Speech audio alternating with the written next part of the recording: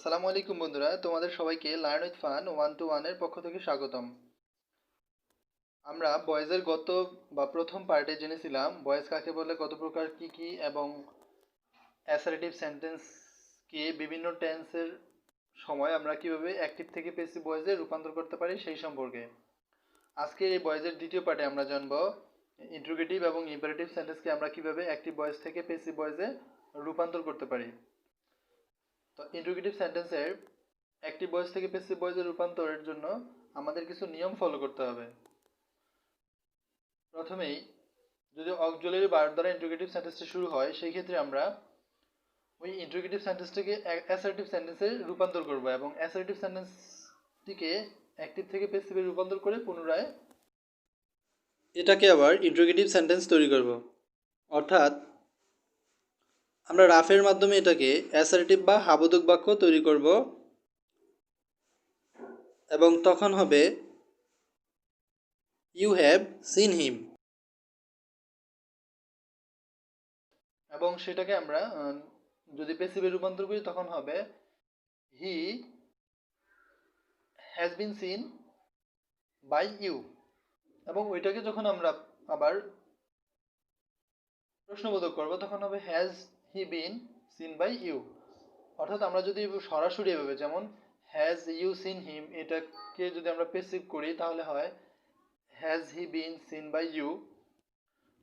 তো এইটাকে যদি আমরা সরাসরি এভাবে অ্যাক্টিভ থেকে প্যাসিভে করতে না পারি বা যদি আমাদের করতে সমস্যা হয় তাহলে আমরা অবশ্যই ইন্ট্রোগেটিভ সেন্টেন্সটাকে প্রথমে অ্যাসার্টিভ সেন্টেন্সে রূপান্তর করবে এবং ওটাকে অ্যাক্টিভ থেকে প্যাসিভে রূপান্তর করার পরে পুনরায় আবার এটাকে ইন্ট্রোগেটিভ সেন্টেন্সে রূপান্তর করব, তাহলে আমাদের জন্য একটু ইজি হবে। তো এই ছিল আমাদের, যদি অক্সিলারি ভার্ব দ্বারা শুরু হয়, আমরা এর আগের ভিডিওতে যে টেন্সের স্ট্রাকচার শিখেছি সেই স্ট্রাকচার অনুযায়ী যদি আমরা অক্সিলারি ভার্ব সেই স্ট্রাকচার অনুযায়ী যদি আমরা অ্যাক্টিভ থেকে প্যাসিভে রূপান্তর করি তাহলেই হয়ে যাবে। এদের জন্য নতুন কোনো স্ট্রাকচারের প্রয়োজন নেই। কিন্তু যদি হু দ্বারা শুরু হয় সেই ক্ষেত্রে আমাদের এই নিচের স্ট্রাকচারটি ফলো করতে হবে। যেমন প্রথমে by whom plus auxiliary verb plus objective subject form plus ভার্বের পাস্ট পার্টিসিপল ফ্রম সর্বশেষ একটি প্রশ্নবোধক চিহ্ন। যেমন হু ইজ কলিং ইউ, যার অর্থ কে তোমাকে বা তোমাদেরকে ডাকছে। এটাকে প্যাসিভ করার সময় আমরা এই যে হু এর পরিবর্তে আমরা লিখব বাই হোম, হু এর পরিবর্তে লিখব বাই হোম এবং অক্সিলারি ভার্ব, তো বাই হোমের পরে অক্সিলারি ভার্ব হিসেবে আমাদের আর ব্যবহার করতে হবে এবং অবজেক্টিভ সাবজেক্ট ফ্রম। তো ইউ এর অবজেক্ট ফ্রম যা, এখানে সাবজেক্ট ফ্রম সেম, কারণ আমরা জানি ইউ অবজেক্ট এবং সাবজেক্ট ফ্রম সবসময় একই থাকে। এবং যেহেতু আমাদের এখানে আইএনজি যুক্ত ছিল সেহেতু আমরা বসাবো বিং এবং ভার্বের পাস্ট পার্টিসিপল ফ্রম সর্বশেষ একটি প্রশ্নবোধক চিহ্ন, তাহলে হয়ে গেল by whom are you being called, যার অর্থ কাদের দ্বারা বা কার দ্বারা তোমাকে ডাকা হয়েছে বা তোমাদেরকে ডাকা হয়েছে। এইভাবে আমরা যদি হু থাকে তাহলে এই স্ট্রাকচারটি ফলো করে অ্যাক্টিভ থেকে প্যাসিভে রূপান্তর করতে পারি। এরপর আমরা দেখব আমাদের এই 3 নাম্বার এবং সি নাম্বার রুলসটা, যেটা যদি হুম দ্বারা সেন্টেন্স শুরু হয় তাহলে সেটাকে আমরা কিভাবে অ্যাক্টিভ থেকে প্যাসিভে রূপান্তর করব। সেই ক্ষেত্রে আমাদের ওইটার বিপরীত হুম যদি থাকে তাহলে আমরা হু লিখব এবং এরপরে অক্সিলারি ভার্ব, তারপর ভার্বের past participle form by plus সাবজেক্টের object form plus question mark. এবং আমরা যদি নিচের স্ট্রাকচারটি ফলো করি তাহলে আমাদের জন্য আরেকটু এটা সহজ হয়ে যাবে। যেমন whom did you seen on the road, তুমি বা তোমরা রাস্তায় কাকে বা কাদেরকে দেখলে। এটার উত্তর হিসেবে আমরা যদি মানে প্যাসিভ হিসেবে প্যাসিভ করতে গেলে আমাদের প্রথমে হুমের পরিবর্তে লিখতে হবে হু, এরপরে অক্সিলারি ভার্ব হিসেবে যেহেতু এটা পাস্টে ছিল ওয়াজ, ভার্বের past participle form seen structure অনুযায়ী বাই এবং সাবজেক্টের অবজেক্ট ফ্রম ইউ এর জায়গায় ইউই হবে। এরপরে আমাদের যে এক্সট্রা বা অতিরিক্ত অংশ ছিল সেটা অন দ্য রোড এবং সর্বশেষ একটি প্রশ্নবোধক চিহ্ন। তো এই যে আমরা যদি এই স্ট্রাকচারটা ফলো করি তাহলে আমরা এভাবে সুন্দর করে ইন্ট্রোগেটিভ সেন্টেন্সকে অ্যাক্টিভ থেকে প্যাসিভে রূপান্তর করতে পারবো। এখন এটা হলো আমাদের ইন্ট্রোগেটিভ সেন্টেন্সের অ্যাক্টিভ থেকে প্যাসিভে রূপান্তর। আরও এবার আমরা কিছু ব্যতিক্রম বিষয় দেখব যেগুলো স্বাভাবিক নিয়মের থেকে একটু ভিন্ন হয়। যেমন রিফ্লেক্সিভ অবজেক্ট যুক্ত যদি কোনো সেন্টেন্স থাকে, যেমন myself, ourselves, yourself yourselves, themselves, herself, herself বা himself, এগুলো যদি যুক্ত থাকে এবং সাবজেক্ট অবজেক্টের কোনো পরিবর্তন হবে না, অর্থাৎ এই রুলসটাতে বলা হয়েছে যদি একটি বয়েজের ক্ষেত্রে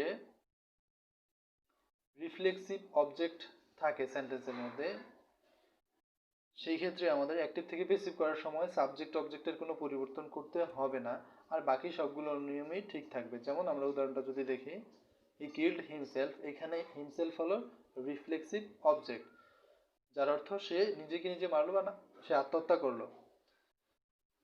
তো এটাকে প্যাসিভ করার সময় আমাদের প্রথমে যে সাবজেক্টের সাবজেক্ট বসিয়ে দিলাম আমরা, হি এর হি, এরপরে যেহেতু এটা পাস্টে ছিল সেই অনুযায়ী আমাদের অক্সিলারি ভার্ব হিসেবে ওয়াজ অথবা ওয়্যার, তো হি এর সাথে আমরা জানি থার্ড পারসন সিঙ্গুলার সাথে ওয়াজ বসবে, ভার্বের পাস্ট পার্টিসিপল ফ্রম কিল্ড, এরপরে স্ট্রাকচার অনুযায়ী বাই, এবং সর্বশেষ যে রিফ্লেক্সিভ অবজেক্টটা থাকবে সেই অবজেক্টের অবজেক্ট।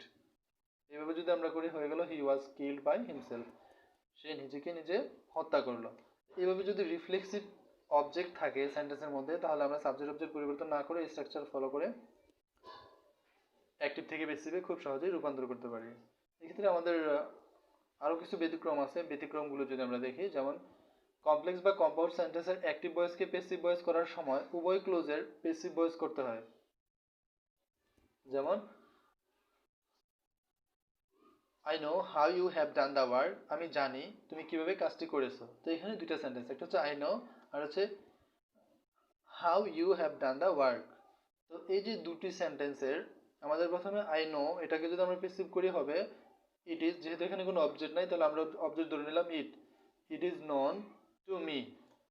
তারপরে এই যে হাউ এর পর থেকে you have done the work, এটার প্যাসিভ হলো the work has been done by you. তাহলে আমরা যদি এই যে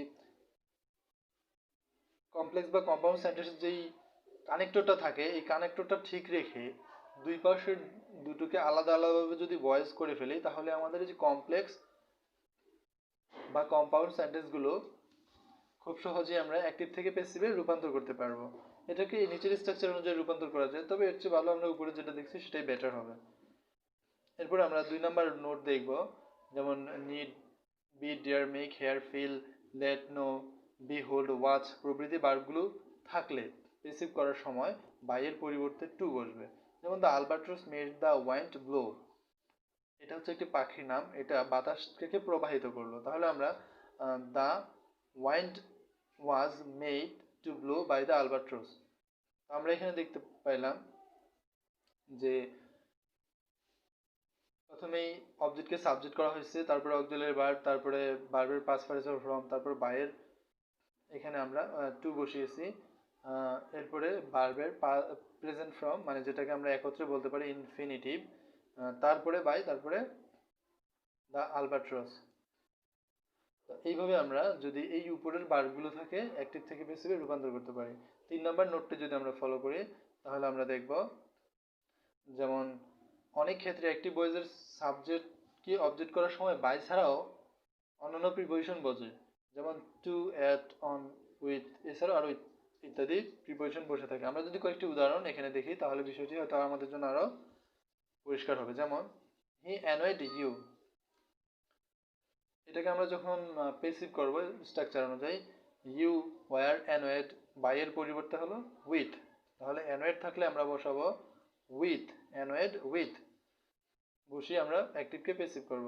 the beauty of the girl was marvelled, the beauty of the girl marvelled us, এটাকে প্যাসিভ করার সময় আমরা প্রথমে ওই যে আগের নিয়ম অনুযায়ী অবজেক্টকে সাবজেক্ট করব, অক্সিলারি ভার্ব বসাবো, ভার্বের পাস্ট পার্টিসিপল ফর্ম। তো এখানে আমরা দেখতে পাচ্ছি যে বাইয়ের পরিবর্তে মার্বেলের পরে at, marvelled at the beauty of the girl, এটা হলো we were marvel at the beauty of the girl, his behaviour surprised us, we were surprised at his behaviour, panic seized the writer was seized with panic, his performance satisfied his parents were satisfied with his performance, the parcel contains important materials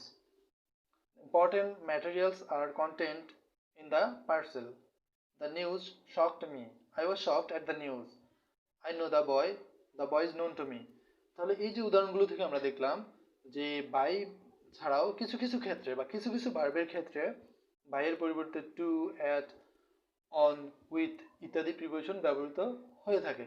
এই জন্য আমরা এই যে উদাহরণগুলো, আমি মনে করি যে উদাহরণগুলোর যে ভার্বগুলো আছে এই ভার্বগুলো মনে রাখলেই, যেমন অ্যানয়েড, মার্বেলড, সারপ্রাইজড, সেইজড, স্যাটিসফাইড, এই ভার্বগুলো যদি আমরা মনে রাখি, সাধারণত এর বাইরে খুব কম আসে না বললেই চলে এরকম, তাহলে আমাদের আর ঝামেলাও থাকবে না বা কনফিউশন থাকবে না যে কোথায় বাই হবে কোথায় টু হবে।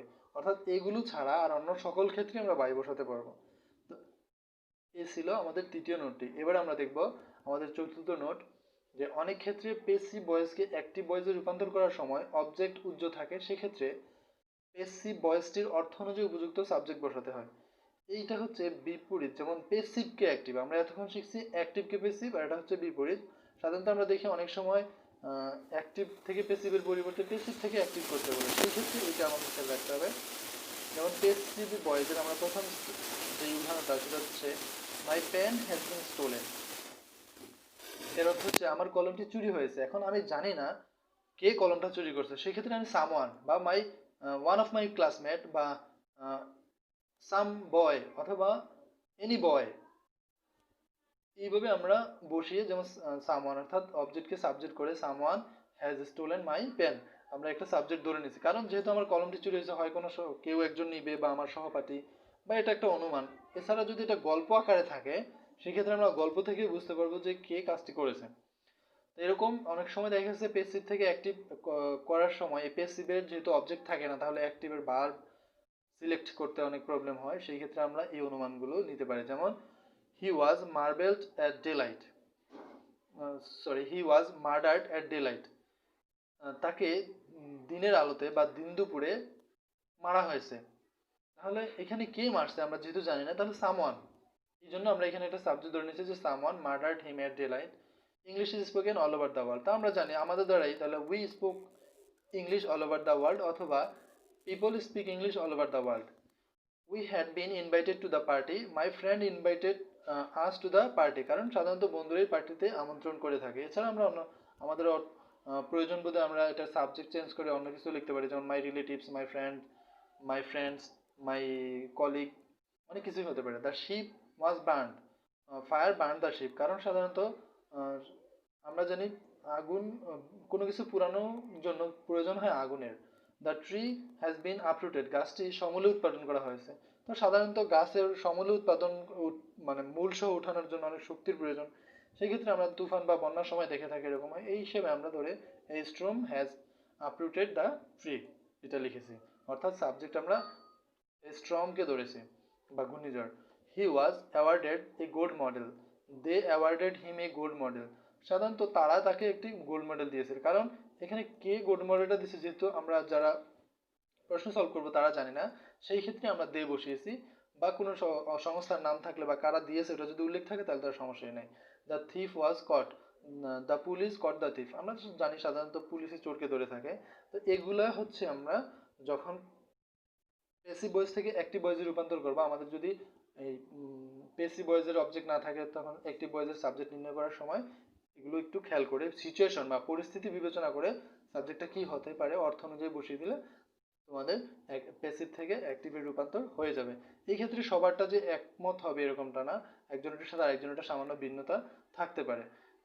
এরপরে আমরা কিছু ব্যতিক্রম অ্যাক্টিভ ভয়েসের রূপান্তর দেখি, যেমন দ্য হাউস ইজ বিল্ডিং, এগুলোর ক্ষেত্রে আমরা লিখতে পারি the house is being built, the cow is milking, the cow is being milked, the book is printing, the book is being printed, এগুলো একটু সামান্য ব্যতিক্রম হতে পারে। এবং সর্বশেষ আমাদের যে নোটটি 5 নাম্বার, সেটি হচ্ছে যদি সেন্টেন্সের মধ্যে appear, belong, comprise, disappear, despair, occur, ensue, result, wonder, perish, prefer, issue, ইন্ডোল্ট ইত্যাদি ভার্বগুলো থাকে, তাহলে সেগুলোকে আমরা ট্রানজিটিভ ভার্ব বলে। এবং এই ট্রানজিটিভ ভার্ব যদি অ্যাক্টিভ ভয়েসে থাকে, এটাকে প্যাসিভ ভয়েস করা যায় না, কারণ ট্রানজিটিভ ভার্বের প্যাসিভ ভয়েস হয় না। সো আমরা খেয়াল রাখবো এই ভার্বগুলো যদি থাকে সেটাকে প্যাসিভ করা সম্ভব নয়। এটা আমাদের এত গুরুত্বপূর্ণ না, তারপরে আমরা মনে রাখলে হয়তো আমাদের অনেক সময় কাজে আসতেও পারে। তো বন্ধুরা, এ ছিল আমাদের ভয়েসের দ্বিতীয় পার্টের আলোচনা। অর্থাৎ আমরা প্রথম পার্টে স্ট্রাকচার এবং কীভাবে অ্যাক্টিভ থেকে প্যাসিভের অ্যাসার্টিভ সেন্টেন্সটি করতে হয় সেটা দেখলাম। আর এই ক্ষেত্রে আমরা কিছু ব্যতিক্রম সহ ইন্ট্রোগেটিভ এবং সেন্টেন্সের অ্যাক্টিভ থেকে প্যাসিভ ভয়েসের রূপান্তরগুলো শিখলাম। যদি আমরা এই নিয়মগুলো খুব ভালোভাবে ফলো করি, আশা করি আমরা যে কেউ খুব শুদ্ধভাবে অ্যাক্টিভ থেকে প্যাসিভ ভয়েস বা প্যাসিভ থেকে অ্যাক্টিভ ভয়েস রূপান্তর করতে পারি। আরও একটা বিষয় আমি এখানে বলে রাখি যে আমরা অ্যাক্টিভ থেকে প্যাসিভ ভয়েস করার জন্য যে রুলসগুলো পড়েছি এটাকে যদি আমরা বিপরীত করে দিই তাহলেই আমরা আবার প্যাসিভ থেকে অ্যাক্টিভ ভয়েসে রূপান্তর করতে পারবো। তো এই ছিল বন্ধুরা আজকের জন্য ভয়েসের আলোচনা। আমরা চেষ্টা করবো আরেকটি ভিডিওতে ভয়েসের কিছু উদাহরণ বা এক্সাম্পল তুলে ধরার জন্য। তো তোমরা যদি এরকম গ্রামার রিলেটেড বা অন্যান্য শিক্ষামূলক আরও কোনো ভিডিও পেতে চাও তাহলে অবশ্যই আমার চ্যানেলটি সাবস্ক্রাইব করে চ্যানেলের সাথেই থাকবে, কারণ চ্যানেলটি সাবস্ক্রাইব করলে সবার আগে নোটিফিকেশন তোমার চ্যানেলে পৌঁছাবে। যে যেখানে আসো সবাই ভালো থাকবে, সুস্থ থাকবে এই কামনায় বিদায় নিচ্ছি। খোদা হাফেজ।